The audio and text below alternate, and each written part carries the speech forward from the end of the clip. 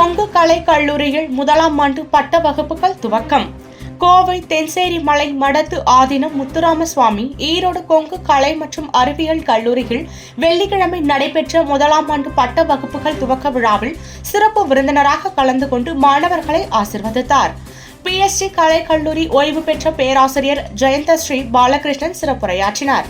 கல்லூரி அறக்கட்டளை தலைவர் டாக்டர் ஆர் குமாரசுவாமி, செயலர் சத்தியமூர்த்தி, பொருளாளர் KB ரவிசங்கர், தாளாளர் PD தங்கவேல், கொங்கு பொறியியல் கல்லூரி தாளாளர் AK இளங்கோ, கொங்கு பாலிடெக்னிக் தாளாளர் A வெங்கடாச்சலம், கொங்கு மெட்ரிக் மேல்நிலை பள்ளி தாளாளர் RM தேவராஜா, KVIT அறக்கட்டளை அறங்காவலர் PC பழனிசுவாமி, BK முத்துசுவாமி, கல்லூரி முதல்வர் H வாசுதேவன், வணிகவியல் துறை தாளாளர் KM குமரகுரு, பேராசிரியர்கள், பெற்றோர்கள் என பலரும் இவ்விழாவில் கலந்து கொண்டனர்.